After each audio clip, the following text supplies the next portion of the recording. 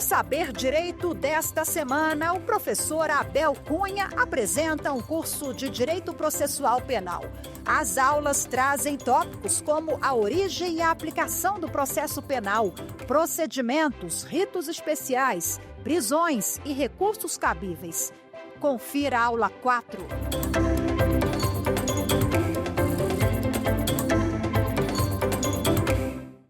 Olá, senhoras e senhores, queridos alunos, todos que nos assistem aqui no Saber Direito da TV Justiça, sejam todos bem-vindos a mais uma aula dos ritos, procedimentos e atualizações legislativas dos atos negociais e do processo penal. Eu sou o professor Abel Cunha, sou professor universitário de curso preparatório para a OAB, carreiras policiais e concursos de tribunais e também leciono em pós-graduação. A você que nos assiste, não esqueça de baixar o aplicativo da TV Justiça Mais para acompanhar e ter acesso ao conteúdo que nós produzimos aqui.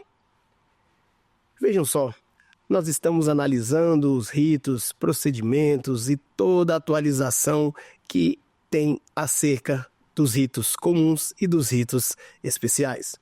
Nós falamos ao decorrer de nossas aulas sobre o surgimento do processo penal, falamos também da aplicação do processo penal, falamos resumidamente como é aplicado e como funciona o rito e procedimento comum ordinário. Ele é comum porque ele se aplica a todos os ritos. Falamos dos ritos especiais. Quais são os ritos especiais? Sumaríssimo, Lei de Drogas, Lei Maria da Penha, Rito do Tribunal do Júri. E nós falamos também sobre a Lei de Execução Penal. E aí, após essa introdução, nós passamos aos tópicos importantes do rito e procedimento comum ordinário. Lembra, o rito especial, alguma hora ele vai passar pelo procedimento comum ordinário, tá? Lei Maria da Penha tem a fase preliminar, quando oferta a denúncia, segue o ordinário. Lei de Drogas tem algumas previsões ali na parte de investigação, o artigo 28 é do Juizado Especial Criminal, posteriormente vai seguir o ordinário. Rito do Tribunal do Júri, vejam só, o rito do Tribunal do Júri, que vai cuidar dos crimes dolosos contra a vida, ele tem a sua primeira fase seguindo o rito ordinário e a segunda fase é a fase do plenário, quando nós temos uma pronúncia. E também nós temos o GCRIM, Lei 9.099 de 95, que a fase preliminar nós temos ali a audiência de conciliação, transação penal e a suspensão condicional do processo. Importantíssimo, aula passada nós falamos sobre a competência, da competência nós falamos sobre a oferta da denúncia, nós falamos sobre o tipo de ação penal. E aí, dentro do nosso sistema do processo penal, nós temos a dilação probatória e as prisões. Dentro de todos os ritos e procedimentos, nós temos as possibilidades das prisões e dentro da instrução processual nós temos a dilação probatória, ou seja, a forma que são produzidas essas provas. Então, nós vamos passar primeiramente ao sistema probatório na instrução processual e depois nós vamos verificar sobre as prisões no processo penal. Vejam só. Após a citação, nós temos a resposta à acusação dentro do rito do procedimento comum. E essa resposta à acusação, caso não sejam acatadas as teses preliminares, principalmente as hipóteses de absolvição sumária do artigo 397, caso não seja rejeitada a denúncia, caso não seja acatada nenhuma nulidade ou preliminar, o juiz vai designar uma data para a realização da audiência. A audiência, como nós falamos no decorrer das nossas aulas, é o ápice, o maior momento onde são concentradas as provas no processo penal. E para que nós possamos compreender as provas, é algo bem simples. nós temos a teoria geral das provas do artigo 155 ao 157 do Código de Processo Penal, e nós temos também as provas em espécie, são chamadas provas específicas. Elas estão lá do artigo 158 até o artigo 250 do CPP. Primeiramente, a teoria geral das provas vai nos trazer 3 artigos com o regramento de produção, obtenção, legalidade e ilegalidade das provas. O artigo 155 do Código de Processo Penal vai dizer que o juiz vai formar a sua livre convicção, ou seja, o seu convencimento através da apreciação da prova produzida sobre aqueles princípios que nós falamos que tem na ação penal, produzida sobre o crivo do contraditório e também da ampla defesa, não podendo se basear, não podendo fundamentar, não podendo dar ênfase exclusivamente ao que foi produzido lá no inquérito policial. E por que o artigo 155 traz essa vedação às provas, aos elementos produzidos lá no inquérito? Quando nós falamos do inquérito policial, eu citei que dentro do inquérito não se tem o contraditório, não se tem a ampla defesa, não tem contestar, impugnar ou qualquer ato praticado no inquérito policial que vai ter o exercício do livre contraditório e da ampla defesa. Isso somente no curso da ação penal. Obviamente, o que é produzido no inquérito é de forma unilateral. Tem-se um auto de prisão em flagrante, e o auto de prisão em flagrante é o relato da prisão. Os policiais conduzem ali o flagranteado e contam a versão deles de forma unilateral, sem qualquer intervenção. Do auto de prisão em flagrante converte-se no inquérito policial. E o inquérito policial também vai trazer algumas oitivas que não têm o exercício do contraditório e da ampla defesa. É por isso que o artigo 155 do CPP vai vedar as decisões judiciais, sejam elas aquelas que citamos, pronúncia ou as sentenças condenatórias, baseadas unicamente e exclusivamente nos elementos produzidos no curso do inquérito policial. Mesmo porque seria muito fácil pegar somente o que foi produzido no inquérito e trazer para uma provável condenação sem o exercício do contraditório e da ampla defesa. É o que não pode e é vedado pelo próprio artigo 155 do CPP. Importante que este artigo vai nos trazer a única situação que não depende de dilação probatória, relacionada ao estado da pessoa. Qual estado, professor? Estado de vida, estado de morte, estado de casamento ou estado de divórcio. A certidão de nascimento vai atestar que uma pessoa nasceu. A certidão de óbito vai atestar que uma pessoa, obviamente, morreu. Certidão de casamento vai atestar aquele matrimônio e o divórcio estará averbado. Então, esse estado natural das pessoas, nós vamos seguir as regras de direito civil e, quanto a isso, não se tem nenhuma dúvida ou mesmo dilação probatória para saber se está casado ou se está divorciado. Bom?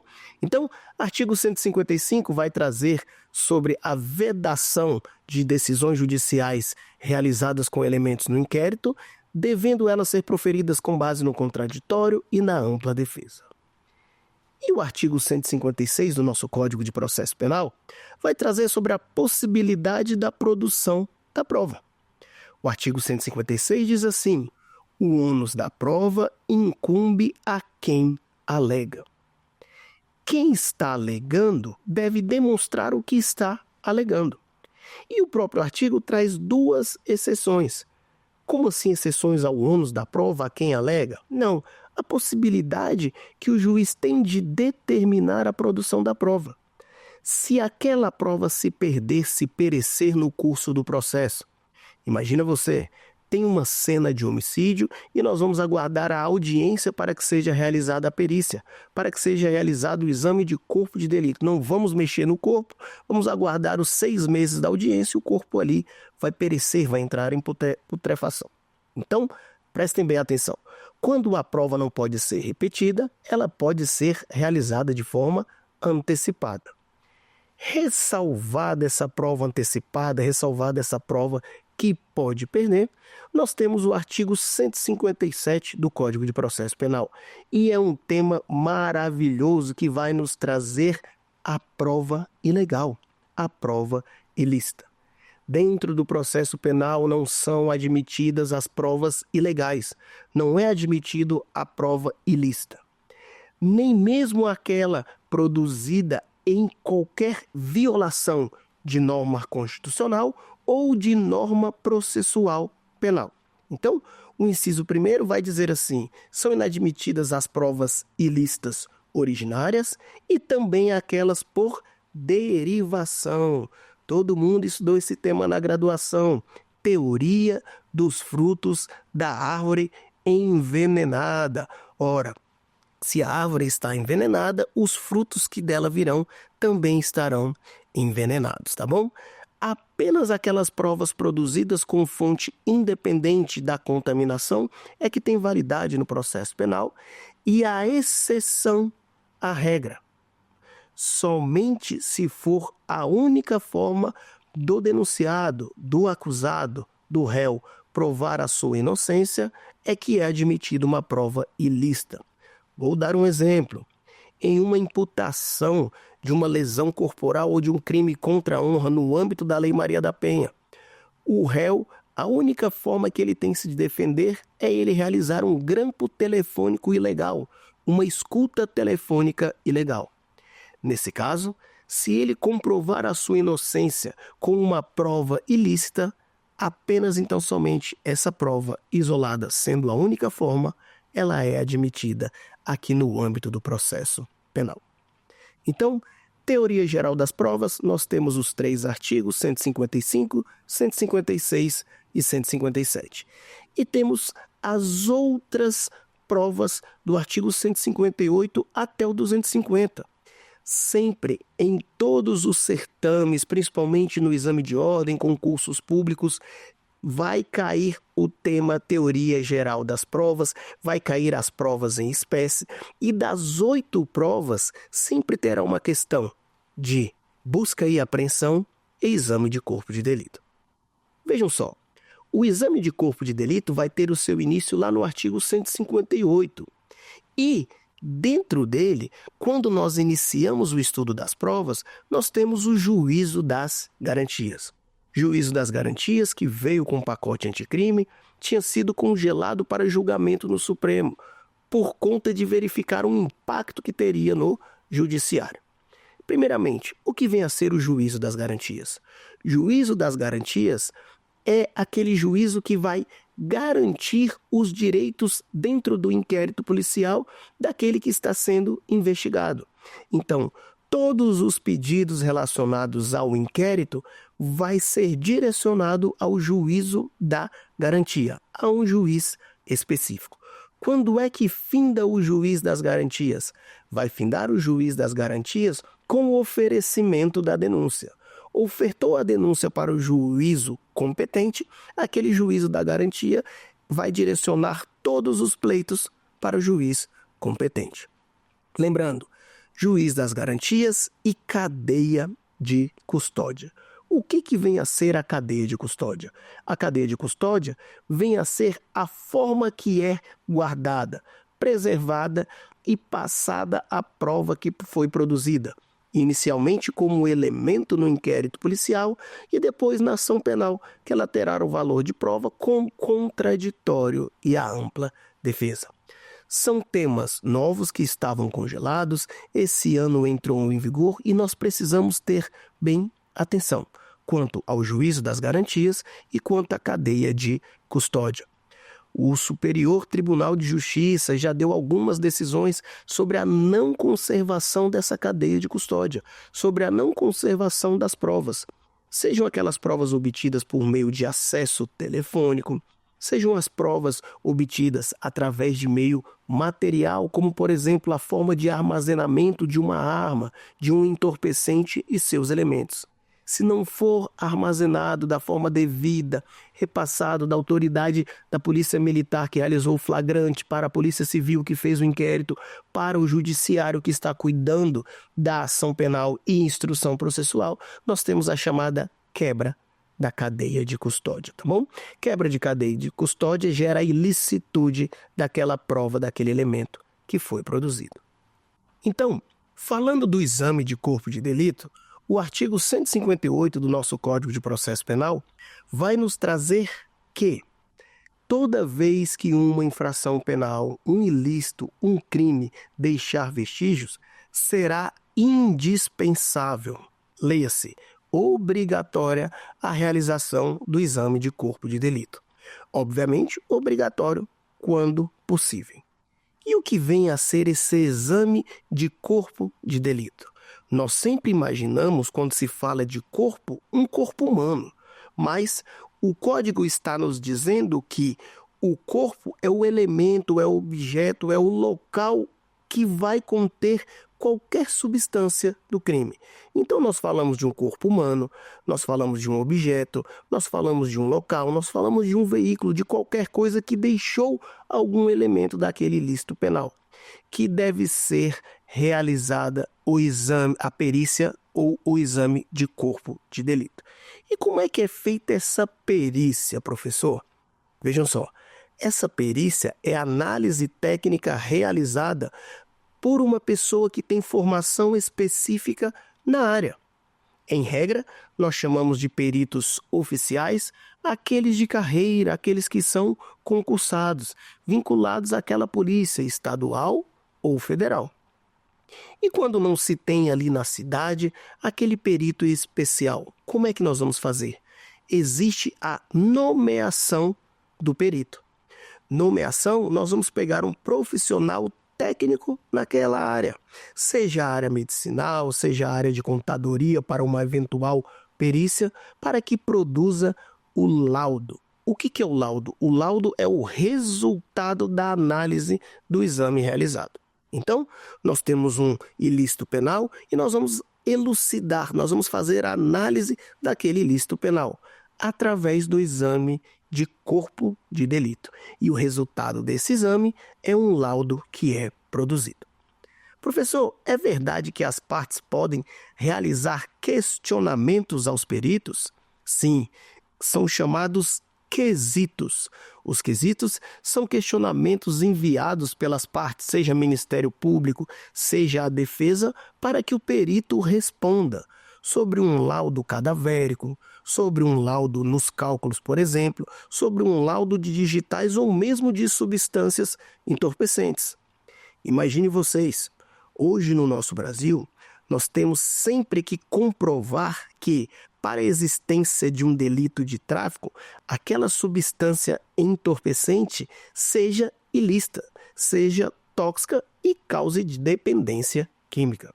E eu falo para vocês que alguns laudos trazem tanta mistura de substância entorpecente que alguma não dá a pureza para a dependência química, para a dependência do ser humano. Então, se você não tem a comprovação através da perícia, você não tem o ilícito penal. Isso é a importância de ter a realização do exame de corpo de delito sempre que a infração deixar vestígios, tá? Lembre, nós não fazemos somente um corpo humano, mas fazemos também no corpo físico. Nós não fazemos apenas em um objeto, nós fazemos no local, sempre com perito oficial ou perito nomeado. Se for perito oficial, pode ser somente um. Se for perito nomeado, podem ser 2 peritos que devem assinar aquele laudo. O perito que assina o laudo, ele fica vinculado ao que ele produziu até o final daquela ação penal, assim como o delegado que assina o relatório ali do inquérito policial. Saindo do exame de corpo de delito, quais são outras provas com relevância que nós temos antes da busca e apreensão? Nós temos a oitiva da vítima, oitiva do ofendido. Sempre que possível será realizada a oitiva da vítima ou do ofendido. Temos também a produção testemunhal. E aqui vale uma observação. Quem são as testemunhas? Testemunhas são aquelas pessoas que presenciaram o fato, aquelas que viram, aquelas que estavam no local. Testemunha do eu ouvi dizer, testemunha de fulano, cicrano e beltrano me falou, não servem para a produção probatória. Ah, professor, mas as testemunhas são somente a esposa, a mãe, o pai, o irmão. Vejam, essas pessoas são informantes e quando se tem um vínculo afetivo, seja sanguíneo ou por afinidade, eles não são obrigados a prestar o compromisso.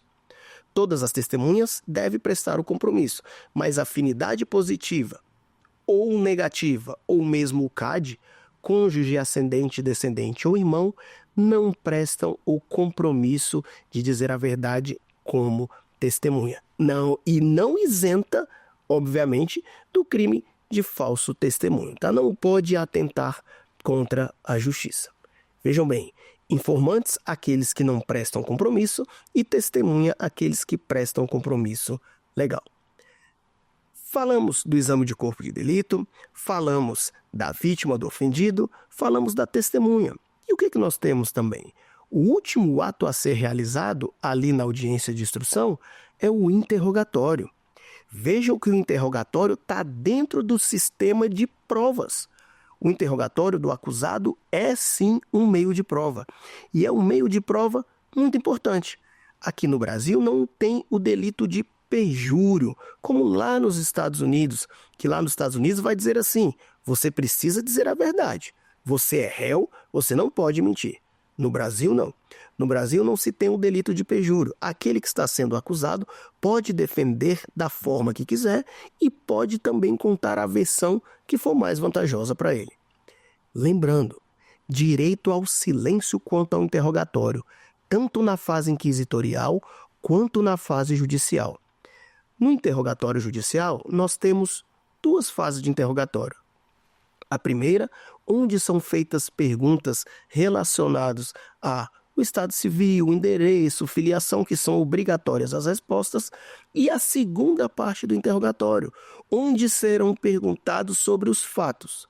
Primeiro, é concedido o direito do silêncio, posteriormente, pergunta se quer falar ou não.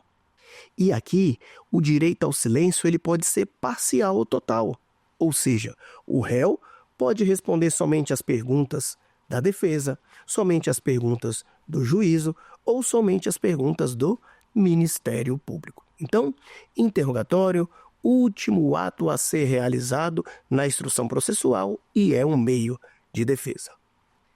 Saindo do interrogatório, nós temos os indícios, que são elementos que nos levam à presunção, a uma conclusão lógica. Como exemplo, uma queda de avião. Caiu um avião, a presunção que aquelas pessoas que ali estavam perderam a vida através do impacto, através do choque. Então, presume-se, através do indício, que aquelas pessoas vieram a óbito por conta do acidente. E temos uma prova muito importante antes de falarmos da busca e apreensão. Nós temos os documentos que são oficiais e não oficiais. Leia-se documentos oficiais, aqueles produzidos por órgão público, ou cartório, ou mesmo que tenham um carimbo de veracidade pública e notória. E os documentos particulares, que são aqueles escritos entre pessoas. E, saindo dos documentos, nós temos a acareação. E o que é a acareação? É colocar frente a frente versões conflitantes do mesmo processo. Sejam as testemunhas, sejam os informantes, sejam os réus, sejam os peritos que assinaram os laudos, ou seja, falou durante a instrução processual, pode estar sujeito à acareação, que também é um meio de prova. E a última prova, de muita importância, é a busca e apreensão. A busca e apreensão está lá do artigo 240 até 250 do nosso Código de Processo Penal. Vejam, busca e apreensão de 2014 para cá, 2015, nós tivemos em voga, tivemos muitas notícias, então cada um aprendeu um pouquinho da busca e apreensão. Nós vamos dividir ela em duas partes, porque nós temos a busca e apreensão pessoal e a busca e apreensão domiciliar. O que vem a ser a busca e apreensão pessoal? A busca e apreensão pessoal é aquela chamada de baculejo, é aquela mão na cabeça. É a revista feita pela polícia ostensiva que nós chamamos.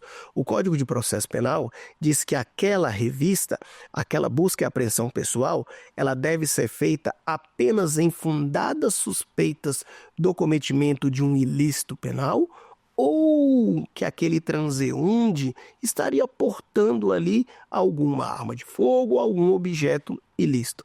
Obviamente, na prática, nós sabemos ainda que essa busca e apreensão pessoal ela é muito discricionária. Nós precisaríamos de uma regulamentação mais técnica e mais específica. Obviamente, a busca e apreensão domiciliar, que é uma ferramenta de grande importância, nós temos a sua previsão no Código de Processo Penal e ela deve ser específica e determinada. Como assim específica e determinada? Ora, a determinação deve estar clara, deve estar contida na ordem judicial, no mandado de busca e apreensão. Quem está sendo buscado? Qual é o objeto? Qual é o endereço e qual é a limitação? E por que deve ser claro, específico e determinado? Porque não tem validade o mandado de busca e apreensão genérico. Não tem autorização que é dada uma carta, entre aspas, de alforria para a autoridade policial cumprir a busca e apreensão da forma que achar devido. Ora, se o objeto é somente computador, a autoridade policial só pode buscar computadores, ressalvadas ali as situações flagranteais. Então, dentro da busca e apreensão, o objeto, a limitação, a pessoa e o endereço. Vamos lembrar, Superior Tribunal de Justiça já anulou busca e apreensão genérica, com um endereço não específico e não determinado, realizado em uma comunidade, onde não constou sequer o número da casa. Então, o Superior Tribunal de Justiça diz e traz com rigor quanto à busca e apreensão. Mas por que, professor, nós temos rigor na busca e apreensão domiciliar, residencial ou no escritório? É uma violação de um direito e garantia fundamental. A sua casa é o seu asilo. Lá, ninguém pode entrar e fazer o que quiser na hora que bem entender. Por isso que a busca e apreensão ela deve ser específica, não pode ser cumprida em qualquer horário, apenas no período diurno, a partir do amanhecer até o entardecer. Tudo que for buscado deve ser relatado em um documento, tá bom? Então, a busca e apreensão também é um meio de prova de suma importância. Essas são as provas que são produzidas aqui no nosso processo penal. Professor, existe algum tipo de prova aleatória que não consta dentro do Código de Processo Penal e pode ser produzida? Bem, tudo que for admitido, tudo que não for ilícito, pode ser produzido no âmbito do processo penal, seja na instrução probatória, seja na dilação probatória, no contraditório e na ampla defesa. Olha, qual é o momento correto e adequado para produzir uma prova? O momento é logo após a resposta à acusação. Dentro da resposta à acusação, é importante indicar as provas a serem produzidas, é importante anexar aos autos tudo aquilo que se quer como meio e elemento de provas. E saindo desse tema provas, nós vamos adentrar num tema maravilhoso chamado prisões. E as prisões no processo penal, ela vai ter o seu início no auto de prisão em flagrante. Nós passaremos rapidamente a falar sobre os tipos de prisões aqui no ordenamento processual penal. O Código de Processo Penal vai trazer lá no auto de prisão em flagrante o relato de uma prisão que aconteceu. E como eu tenho um relato de uma prisão?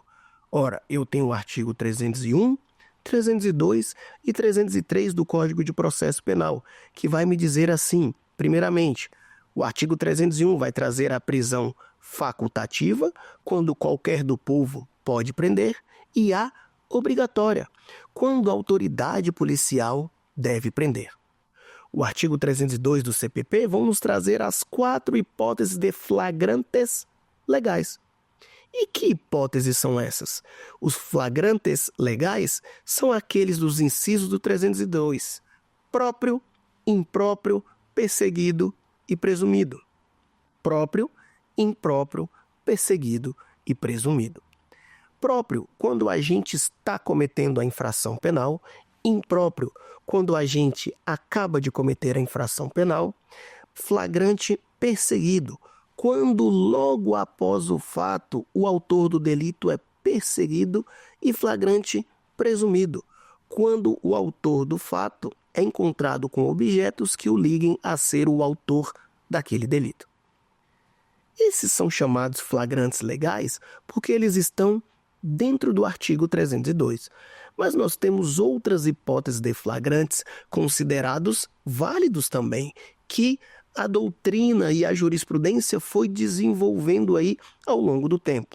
Nós temos o flagrante esperado e o flagrante retardado. Olha só, o que é o flagrante esperado?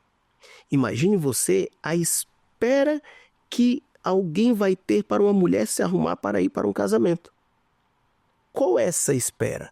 É uma fração de hora, meia hora, 1 hora, 2 horas, dependendo aí da produção. Essa espera, nós temos o flagrante esperado. E esse flagrante esperado, ele é válido. Olha, eu não quero pegar o usuário, eu quero pegar quem vende a droga para o usuário. Então eu vou esperar uma fração de tempo, seja meia hora, seja 1 hora. Temos também o flagrante nas ações controladas. É aquele flagrante ali que a autoridade policial vai monitorar. E isso não vem a ser uma fração de tempo, não vem a ser um espaço de tempo, vem a ser um tempo maior. 1 mês, 2 meses, 3 meses. E, obviamente, tem previsão até na lei de drogas. Quando a autoridade policial deixa de atuar, ela não pode sofrer nenhum tipo de imputação. Olha, eu não quero prender o usuário, não quero prender o traficante primário, eu quero prender quem entrega todo o carregamento. Então, eu vou passar a monitorar. Esse tipo de flagrante também é válido. Agora, a súmula 145 do Supremo Tribunal Federal vai vedar aquele tipo de flagrante que ele é provocado. É quando a autoridade policial planta aquele elemento para que o autor do delito cometa, para que o sujeito venha a incorrer em uma prática de ilícito penal. Como, por exemplo, a situação clássica numa blitz. Parou-se na blitz, a autoridade policial vai dar a ordem de parada, vai fazer a busca no veículo e aí planta ali um objeto ilícito e realiza a prisão em flagrante. Obviamente que essa prisão não é admitida, essa prisão é ilegal. E tudo no campo da prisão que não é admitido, que é ilegal, deve ser relaxado. Então, guarde bem, prisão ilegal deve ser relaxada, seja no flagrante legal, seja no erro no procedimento. Saindo do artigo 302, nós temos o 303, que vai nos trazer o tipo de flagrante no crime permanente. O que é o crime permanente? Aquele que a ação se prolonga no espaço de tempo, como, por exemplo, um sequestro. Dentro de um sequestro, quando está acontecendo um crime? A todo momento. Então, considera-se flagrante no crime permanente em todos os momentos. Nós falamos do artigo 301, do artigo 302 e do 303. E quando nós temos uma prisão em flagrante, o que acontece? O relato da prisão. Antecipei para vocês, o relato da prisão nada mais é do que o auto de prisão em flagrante. Mas como assim, professor? O relato de uma prisão. Relato é aquilo que você vai contar o que aconteceu. Se você saiu, foi assistir a um jogo, foi assistir a um filme, foi assistir a um teatro, foi a um encontro, você sempre vai relatar o que aconteceu para outra pessoa. Ah, eu tive um encontro. Você vai relatar para o seu amigo, para a sua amiga. Auto de prisão em flagrante nada mais é do que o relato, o encontro de quem prendeu da autoridade policial com o flagranteado. E esse encontro vai ser contido todo no APF. O APF ele é feito em uma delegacia de polícia, seja ela civil, seja ela federal. Então, o APF vai conter a oitiva de quem realizou o flagrante, em regra, os policiais condutores, vai conter a oitiva das testemunhas, vai conter a oitiva da vítima, se a vítima estiver viva, e se possível, o interrogatório do flagranteado. Vejam só, se possível por quê? Porque se o flagranteado tiver, por exemplo, hospitalizado, se ele levou um tiro, se ele foi machucado, não tem como realizar a oitiva naquele momento. Nada impede que a autoridade policial diligencie até o hospital para fazer a oitiva. Então, nós temos primeiramente a oitiva ali dos envolvidos no auto de prisão daquele fato. Nós temos ali escrito e catalogado quais são os elementos e objetos do crime, o que é devolvido, o que é apreendido. Nós temos a nota de culpa, onde o flagranteado vai ter conhecimento da infração penal que ele cometeu. E, posteriormente, nós temos a comunicação da prisão. Prestem bem atenção. A comunicação da prisão, ela deve ser feita àquele que foi flagranteado, ao Ministério Público, é feita também ao familiar e à defensoria ou à defesa constituída. Quando nós falamos que o auto de prisão em flagrante é comunicado ao juiz, em todo o sistema, em todo o ordenamento jurídico brasileiro, essa comunicação já é feita dentro do prazo de 24 horas para a realização da audiência de custódia. A audiência de custódia nada mais é do que a análise da prisão em flagrante, para verificar se ocorreu alguma ilegalidade, se ocorreu algum vício, se ocorreu algum excesso, ou mesmo se tem a possibilidade da concessão da liberdade provisória ou conversão daquela prisão em flagrante em prisão preventiva. Então, a comunicação que é feita ao judiciário é para aguardar a realização da audiência de custódia. E dentro daquele auto de prisão em flagrante, quando ele é finalizado, nós já falamos, é uma forma de início do inquérito policial. Ele é encaminhado ao judiciário para a realização da audiência de custódia. Temos a primeira prisão, que é a prisão em flagrante. E a segunda prisão é a prisão preventiva. Na audiência de custódia, quando o APF ele é analisado, nós vamos trabalhar com o artigo 311 do seu Código de Processo Penal. Então, quando você vai abrir aí o seu Código de Processo Penal, você vai verificar que o juiz, ao receber o auto de prisão em flagrante, leia-se ou coloque aí na audiência de custódia, deverá relaxar a prisão ilegal. Lembre, prisão ilegal se tiver um vício no flagrante ou um erro no APF. Inciso 2º, converter aquela prisão em flagrante em prisão preventiva. Ou, inciso 3º, conceder a liberdade provisória. E à frente do inciso 3º deve estar assim, com ou sem fiança. Marque aí e coloque com ou sem medida cautelar diversa da prisão. Para que nós tenhamos a conversão de uma prisão em flagrante em prisão preventiva, basta que um dos requisitos do artigo 312 do CPP esteja presente. Quais são os requisitos que podem ensejar uma prisão preventiva? Garantia da ordem pública, garantia da instrução processual para assegurar a aplicação da lei penal, garantia da ordem econômica e o perigo de liberdade daquele flagranteado. Se tiver presente um desses requisitos que não são cumulativos, a prisão em flagrante pode ser convertida em preventiva. Lembrando, senhoras e senhores, quando nós falamos de prisão preventiva, ela leva o nome de prevenir. Não se pode ter uma prisão preventiva com argumento genérico. Não se pode ter uma prisão preventiva com base na garantia da ordem pública ou em risco do judiciário ser descredibilizado. Isso nós já temos decisões sólidas e cristalinas do Superior Tribunal de Justiça. Então, uma vez convertida a prisão em flagrante em prisão preventiva, cabe se nós vamos atacar essa decisão através da revogação de uma prisão preventiva. Ora, não é o caso de reconhecer a ilegalidade através do relaxamento, não é o caso de revogar essa prisão, então nós vamos conceder a liberdade provisória com ou sem medidas cautelares diversas da prisão. E quais são essas medidas cautelares diversas da prisão? São aquelas contidas lá no artigo 318 do nosso Código de Processo Penal. Lembre, medida cautelar diversa é uma forma que o judiciário vai tomar cuidado com a investigação, com a ação penal e falar bem assim, olha, eu estou te colocando em liberdade provisoriamente, mas você tem que me dar uma satisfação aqui em troca.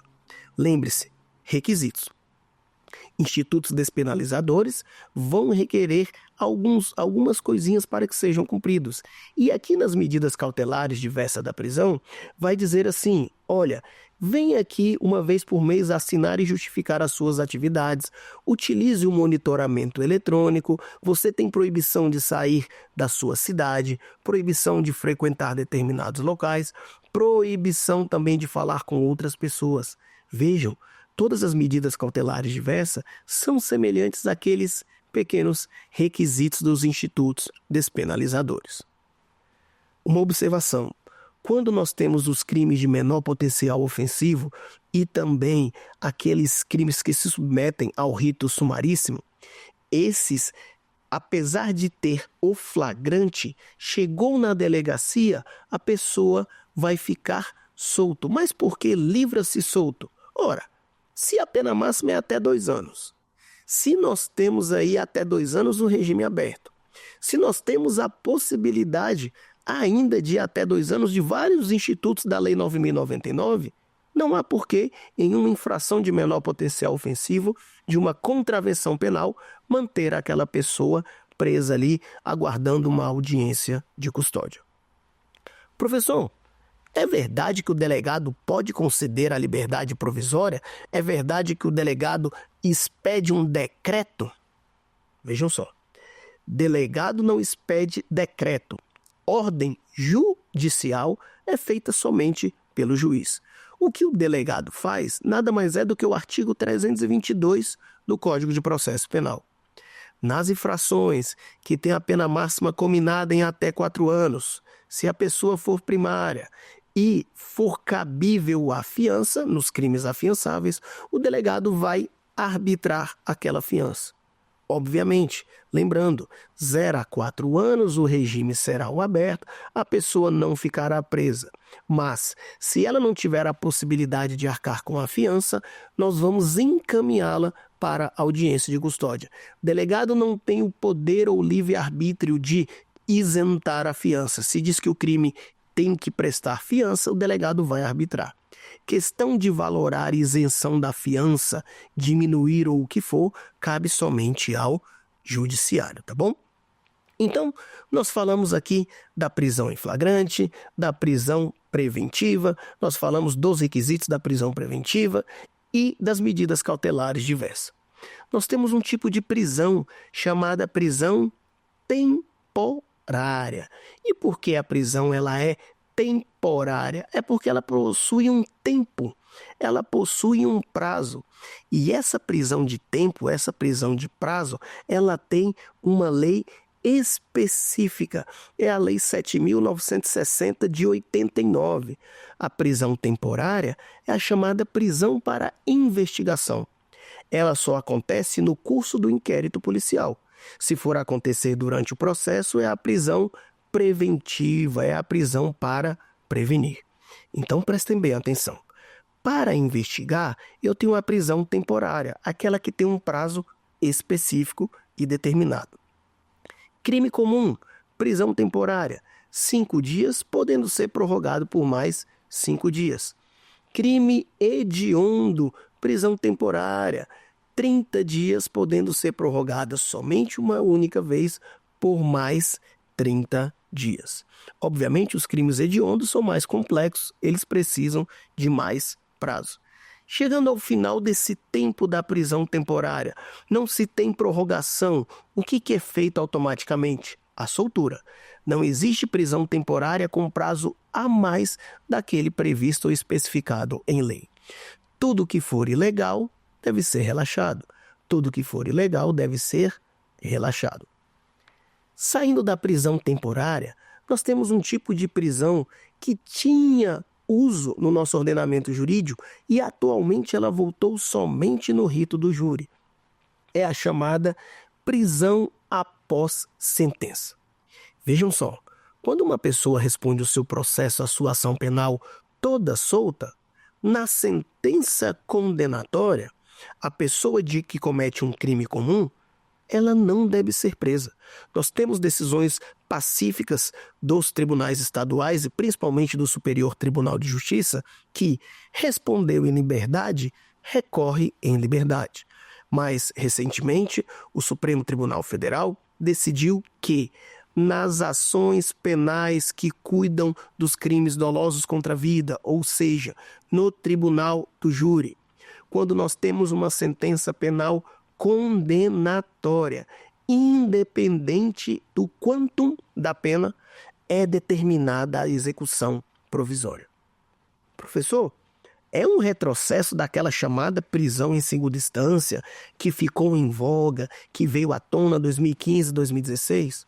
É um retrocesso. Não cabe prisão em segunda instância, independente do delito. Nós não podemos pegar um direito e uma garantia fundamental da presunção de inocência, seja em delito político, crime de colarinho branco, ou mesmo os crimes contra a vida, crime hediondo ou crime comum, e fazer a modulação dos seus efeitos. Não pode ser admitida a prisão em segunda instância quando aquele que estava em liberdade deve permanecer até o trânsito em julgado da sentença penal condenatória. Nós falamos aqui no início das nossas aulas. Os direitos e garantias fundamentais são cláusulas pétreas. Artigo 60, parágrafo 4º da Constituição Federal. Não pode ser modulado, não pode ser modificado de qualquer forma. Nós estamos fazendo aquele passo do Moonwalker do Michael Jackson. Nós estamos voltando ali ao início de 2016, quando era permitido, quando era admitido a prisão preventiva em segunda instância, a chamada prisão após o julgamento do recurso. Lembrando, tribunal do júri após a sentença ali da sessão plenária. Prisão em segunda instância era após o esgotamento dos recursos julgados em sede de apelação, embargos infringentes ou mesmo os recursos em sentido estrito, tá bom? E aí, quando nós saímos dessa prisão para recorrer, nós temos a prisão de execução penal. A prisão de execução penal, essa não tem para onde fugir. Essa, de fato, foi feita para executar a pena. Ou seja, esgotados os recursos, finalizado o trânsito em julgado de uma sentença penal condenatória, aquela cartinha para o início do cumprimento da pena vai chegar na vara de execuções penais e, dependendo da organização judiciária do seu estado, seja vara de execuções penais, medidas alternativas em regime aberto ou semiaberto, é expedido o mandado de prisão, regime fechado, regime semiaberto, ou então intimado em caso de regime aberto ou medida alternativa, para que aquela pessoa dê início ao cumprimento da pena. Professor, existe alguma possibilidade de suspender a execução da pena? Olha, não existe possibilidade de um habeas corpus preventivo. Uma vez condenado, transitado em julgado, deve dar-se início ao cumprimento da sua execução penal. Ressalvadas as hipóteses de prisão domiciliar, por exemplo, para a mãe que cometeu crime sem violência e sem grave ameaça e tem ali filhos que submetem aos seus cuidados até os 6 anos de idade, muitas vezes até os 12 anos de idade. Prisão domiciliar em caso de enfermidade, quando o estabelecimento prisional não tem a possibilidade de cuidar daquela pessoa, daquela enfermidade, dentro ali da enfermaria do posto médico do estabelecimento prisional, tá bom? Então, a prisão para execução, ela é bem mais severa e ela não é atacada, ela não é combatida, como a prisão preventiva que pede-se a revogação, como a prisão ilegal que pede-se o relaxamento, como a prisão temporária que também vai pedir a revogação. Vejam só, para que nós possamos fixar os conteúdos aprendidos aqui nesta aula de hoje, nós vamos agora passar às nossas perguntas e ao nosso quiz.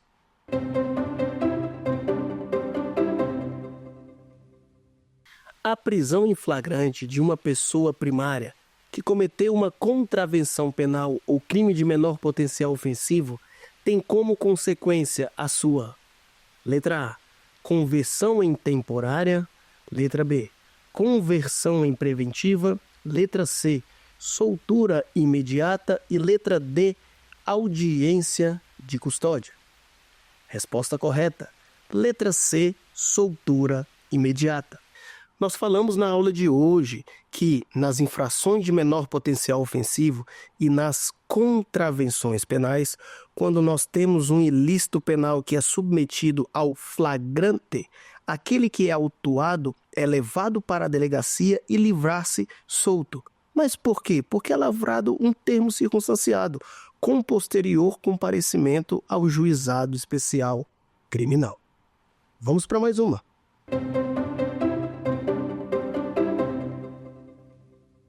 O monitoramento eletrônico, após a soltura de uma prisão cautelar, é uma forma de: letra A, medida cautelar. Letra B, prisão domiciliar. Letra C, prisão preventiva. Ou letra D, cumprimento de pena. Resposta correta, letra A, medida cautelar. Vejam, a resposta é medida cautelar na letra A porque é uma medida diversa da prisão. O monitoramento eletrônico, atualmente, ele é conhecido como tornozeleira, que vai verificar aonde aquela pessoa que foi colocada em liberdade se encontra, delimitando o espaço, seja na sua residência, seja na sua quadra, ou o perímetro onde ela pode andar ou não.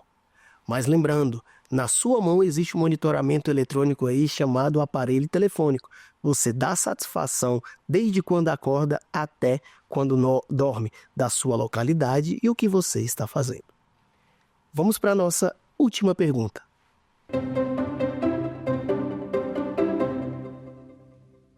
Segundo a jurisprudência do Superior Tribunal de Justiça e do Supremo Tribunal Federal, a prisão para execução penal daquele que respondeu todo o processo em liberdade é cabível após: letra A, final da instrução. Letra B, sentença. Letra C, acórdão que julga a apelação. Letra D, trânsito em julgado. Resposta correta, letra D, trânsito em julgado. Vejam só, nós falamos que é cabível a prisão após o trânsito em julgado daquele que respondeu a sua ação penal toda em liberdade, com exceção de um entendimento recente relacionado ao tribunal do júri, crimes dolosos contra a vida, após a condenação reconhecida pelo conselho de sentença, independente se for unânime ou por maioria, o que não aparece ali na sentença. Teve a sentença condenatória no rito do tribunal do júri, execução imediata, independente de estar solto ou estar preso. Nos demais ritos, ficou solto durante todo o processo, após a sentença, responde os recursos também solto e somente vai ter a sua prisão decretada para dar início à execução penal. Então vejam só, queridos alunos, todos que nos acompanham aqui no Saber Direito da TV Justiça, nós aprendemos mais um pouco dos ritos e procedimentos. Continue aqui conosco, baixe o aplicativo aí da TV Justiça, mas acesse o nosso conteúdo. Eu sou o professor Abel Cunha, mande aqui a sua dúvida e também me siga nas minhas redes sociais. Vamos embora! Quer dar alguma sugestão de tema para os cursos do Saber Direito? Então mande um e-mail para a gente, saberdireito@stf.jus.br. Você também pode estudar pela internet. Acesse o nosso site, radioetvjustiça.jus.br. Ou pode rever as aulas no canal do YouTube, @Rádio e TV Justiça.